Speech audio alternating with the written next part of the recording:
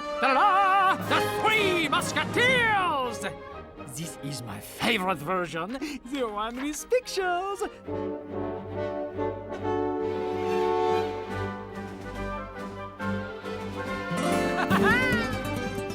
Mickey, Donald, Goofy, the Three Musketeers. Now here's a rare sight, the world's most famous cartoon trio starring in their own movie. Yeah, kind of a funny thing to realize.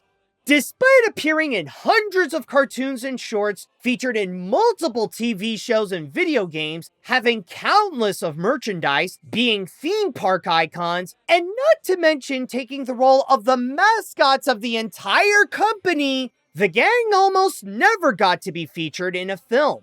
Yes, they showed up in those Christmas movies and the Fantasia films, but they only got to appear in their respective segments instead of being displayed throughout the pictures. At best, Goofy was able to get 2 of his own movies with his son, and even Donald's relatives, like his uncle and nephews, had their own feature before he did.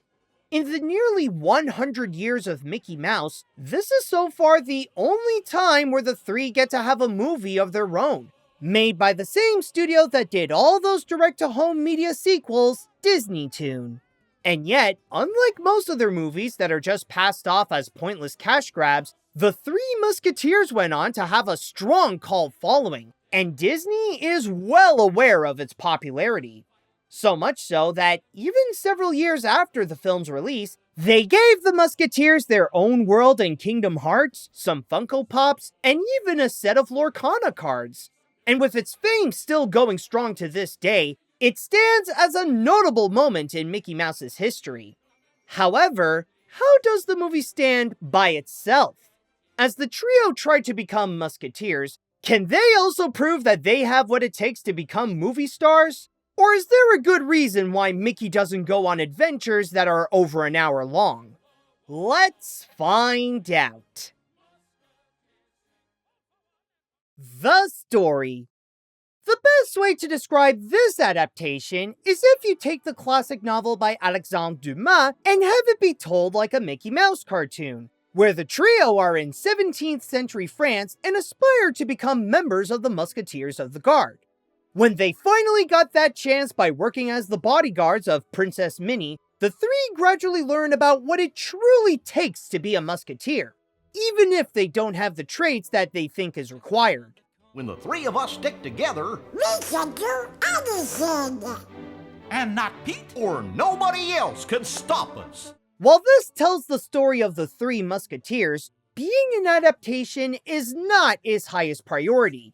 It serves more as the theme to what this is meant to be, which is an hour-long Mickey Mouse cartoon. From the storytelling, to the tone, to the primary target audience it wants to entertain, it was built to be more in the style of those old shorts from the 1930s. Yes, the story is still an important element to present the three's journey, but compared to the book, this simplified the plot so that it could be aimed for younger viewers, making it easy for everyone to understand and reduce it all to its core components, even updating it so that it's more of a story about teamwork. All for one and 2 for team.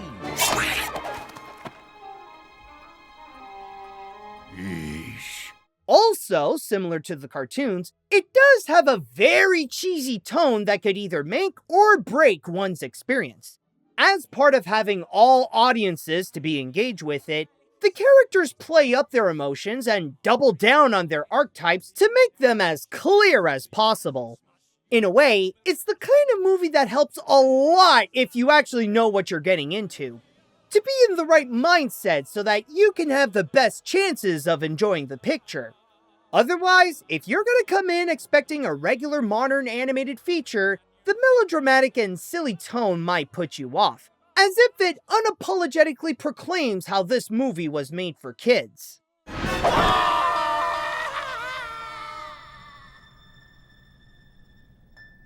Oh, not so bad. However, when you are prepared for what this has in store, that's when the film's strengths become more apparent. Sure, the story itself remains basic and maybe a little formulaic, but the effort to make it engaging is still there.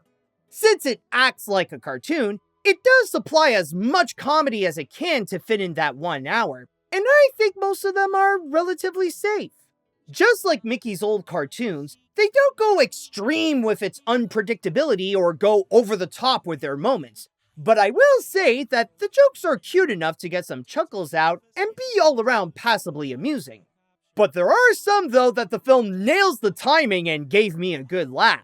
Together we'll save the princess or die trying! Die? Die? But the element that I feel like makes this movie a bit meaningful is how it has a message regarding teamwork. In a way, that's where it captures the spirit of the Three Musketeers that the public is familiar with, presenting the meaning of the popular phrase, all for one and one for all. As each of the three have their own unique problems that would technically make them unqualified to be musketeers, it's by working together that brings out their best selves and present how they are worthy for the job. This is what carries the heart of the picture so that they show not how Mickey, Donald, and Goofy became musketeers, but that their friendship is the force that turns them into the heroes that they strive for, making it more encouraging to see them come together to save the day. We wouldn't let you down, Mick. We're your friends. Yeah, come on. We gotta save the princess. Is this the best adaptation of Alexandre Dumas' story? Honestly, no. This is possibly the most kid-friendly version that you could find of the tale. But that doesn't mean that this is a bad one. Yes, it's relatively simple, but it does the job to tell the tale about working together and make you laugh along the way. It's not the best, but it's the best that Mickey could do with the story. And that's honestly enough for what it needs to be. The animation. Okay, I'll say right off the bat that this is not among Disney's greatest animation.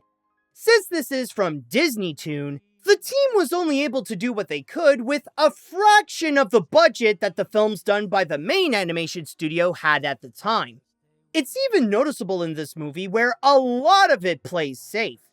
There's nothing that it pulls that is extraordinary, there's nothing that pushes the medium to the next level, and even the characters remain mostly flat, where the colors rarely present any lighting to convey shadows on themselves and pop out very much from their backgrounds. Musketeers can use a clever feller like me.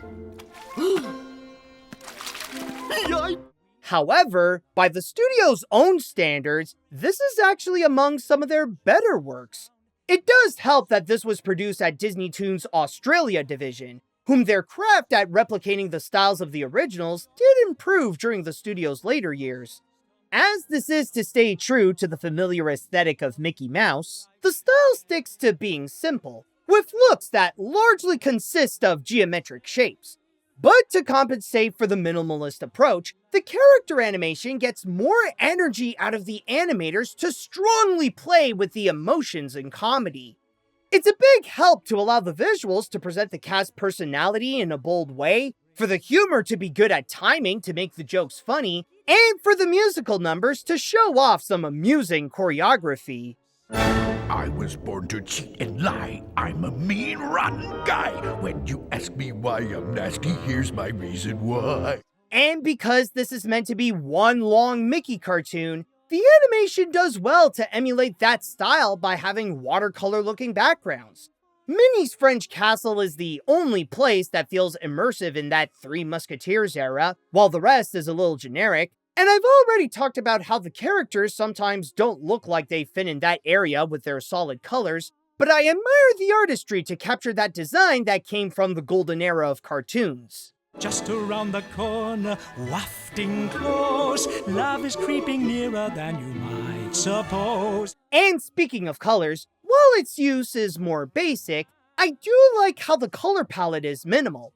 It centers around the Musketeers' outfits with red, blue, pale brown, and gold to have them encompass the whole feature, maintaining the theme of that particular era of France.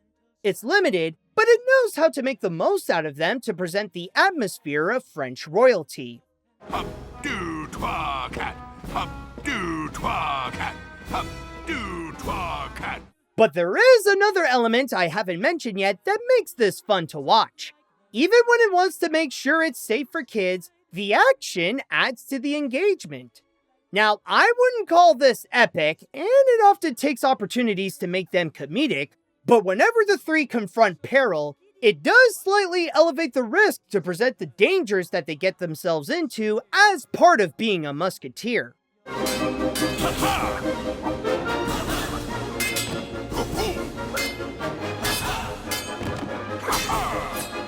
Since this is still a direct-to-home media feature, this is not the kind of film where you expect masterclass animation.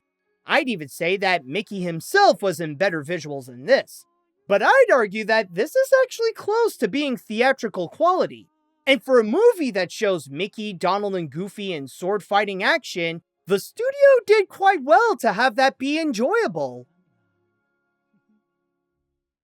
The characters.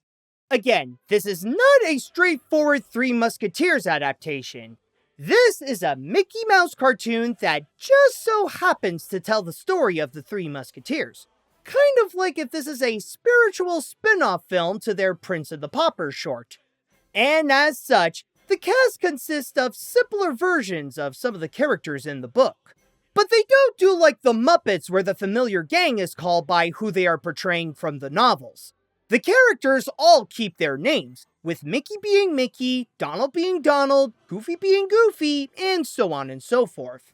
In fact, the film made sure to clarify that they are not the original Musketeers by having them appear at the beginning to be the ones to inspire the three as kids to become like them.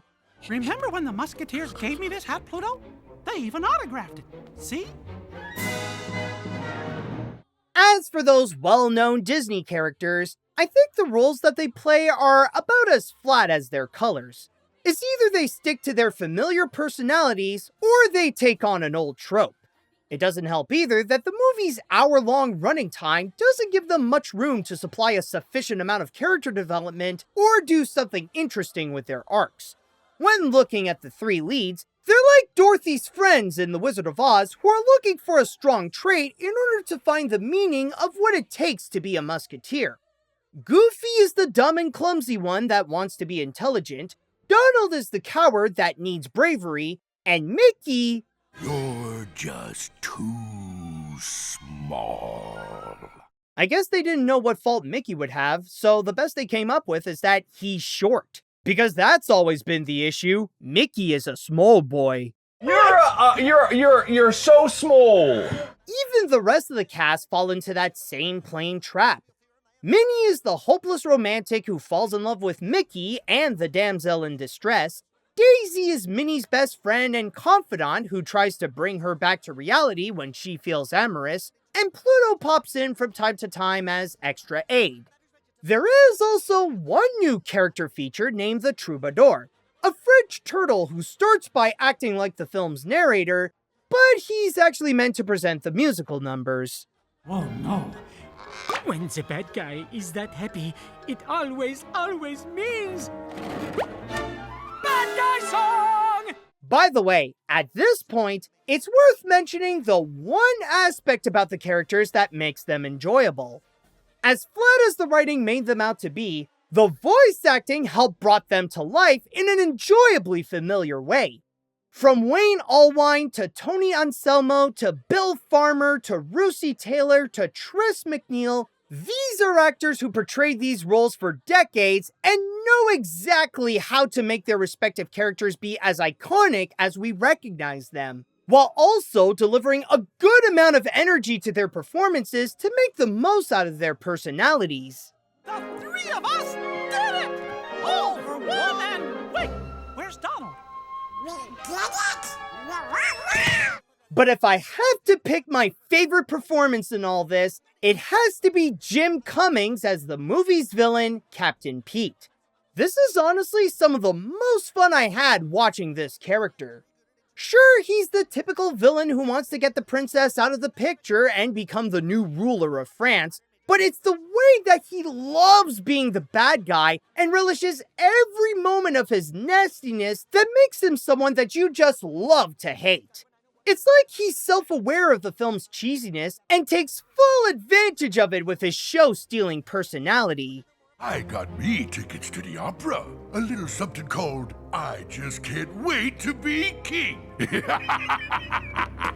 And working for Pete include the Beagle Boys, playing as his minions who go out to do his dirty deeds, yet not always successful, and Clarabelle, Pete's more competent henchwoman who later falls for Goofy's charm and showing off her operatic skills. You will not change my mind one smidge. I'm going to drop you screaming off this bridge. If it weren't for the fact that they are Disney's most iconic characters, the cast would seem boringly one-dimensional. However, this is a case where the acting saves them, and while they may not be the most complex characters, or don't do much to be like the people in the novel, they're just doing what makes them popular for all these decades. The songs. In this version of the Three Musketeers, the songs have a special twist where they take classical pieces of music and add their own lyrics to fit with the feature. I'll say now that this is nothing new. Animation and classical music have been a great combo since the beginning of the medium, and there have been occasions where some cartoons put in their own words to put a new spin on those familiar tunes. If anything, what this movie did is like an extended version of Sleeping Beauty with Once Upon a Dream, or Bugs Bunny with Rabbit of Seville, where the picture made a whole soundtrack's worth of musical numbers like that. It took the can-can and used that for All for One and One for All. All for one, Musketeers sing. All for one and one for all.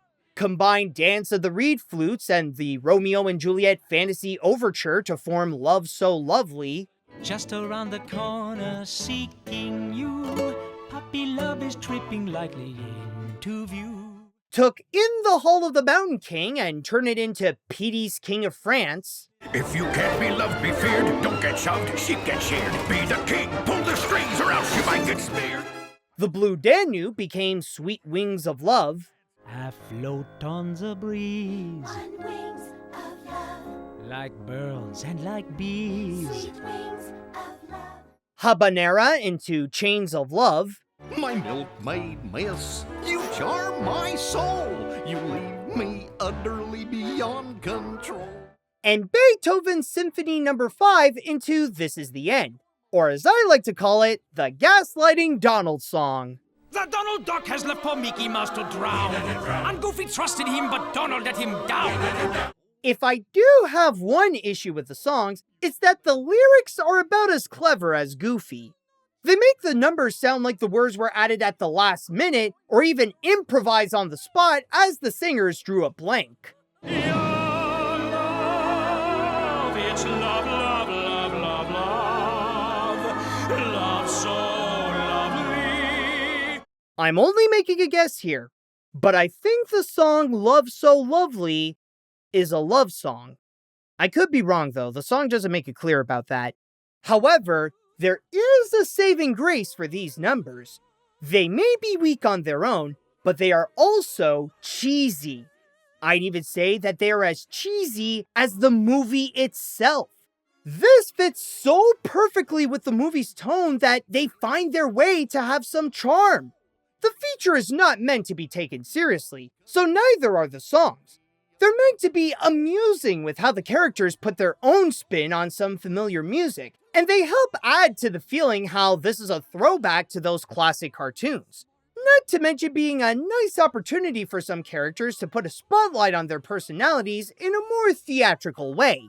Come and cheer me, love and fear me, Petey's King of France. Why'd the music stop? Did this movie need to be a musical? Not really. And the lyrics don't do the numbers favors for their memorability. But do they enhance the experience and make the feature more enjoyable to watch? I'd say yes.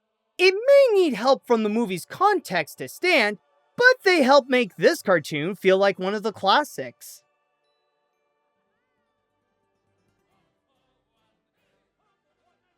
If you ever wonder if Mickey Mouse could ever be more than just a corporate mascot, then this movie is a good piece of evidence that he can. Mickey, Donald, Goofy, the Three Musketeers is an enjoyable animated feature that pays tribute to his classic cartoons while also updating the Alexandre Dumas novel in a fun-filled way. As I've said before, this is not among either Disney's or Mickey's best works.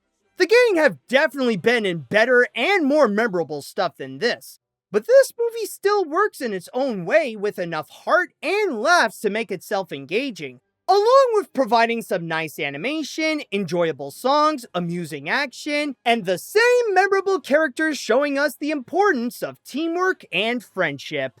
Maybe not everyone will like the cheesy and safe tone that it established, but if you're looking for something you want to enjoy and is quick to watch where you can have a little fun, or if you're a fan of Disney's cartoons like the ones featuring Mickey or the Silly Symphonies, then I recommend checking this out. Just go in thinking that this is a big Mickey Mouse short instead of an animated movie, and it will meet your expectations. And if you also enjoyed this review, then give this a like and come subscribe to my channel. We could ban our own Legion of Musketeers where it's all for one and one for all in the name of loving cartoons. Just like the trio, this is not the bravest, smartest, or biggest movie I've seen, but it did prove to have what it takes to be the Disney version of the Three Musketeers.